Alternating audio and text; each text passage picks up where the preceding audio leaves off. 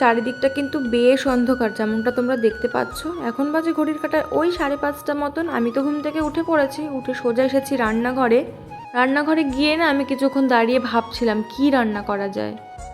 তারপর মনে হলো যে ডিমের থেকে তাড়াতাড়ি আর কি হতে পারে, এটা আমার মনে হয়। তার জন্য দেখো 4টে ডিম নিয়ে আগে সিদ্ধ বসিয়ে দিয়েছি।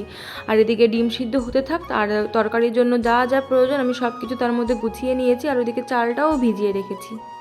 আমি না এত সকাল সকাল ঘুম থেকে খুবই কম উঠি না বললেই চলে, যদি ওকে আমার রান্না করে না দিতে হয়। তারপরে ডিমটা সিদ্ধ হয়ে যাওয়ার পরে এদিকে আমি আলুটা একটু লবণ আর হলুদ দিয়ে ভালো করে একটু টাইম নিয়ে ভেজে নিলাম। তারপরে সিদ্ধ করে রাখা ডিমটাও ভেজে নিয়েছি। সাইডে ভাতটাও বসিয়ে দিয়েছি, আর কড়াইতে গরম মশলা ফোড়ন দিয়ে পেঁয়াজটাও ভাজতে বসিয়ে দিয়েছি। তারপরে না খুব তাড়াহুড়ো হচ্ছিল। আর কাল একটা পেঁপেও আনা হয়েছিল, কিন্তু সেটা আর খাওয়া হয়নি।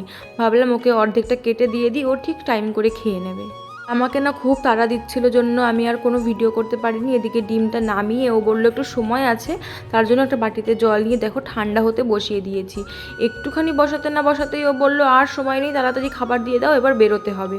তার জন্য তাড়াতাড়ি করে গুছিয়ে ওকে খাবার দিয়ে দিলাম। এবার ও দোগা দোগা করে বেরিয়ে গেল। আর এখন আমি নিজেও ফ্রেশ হইনি, আর কিচ্ছু কোনো কাজ বাজ করিনি। এখন অনেক কাজ আছে, সব এখন আস্তে আস্তে করতে হবে।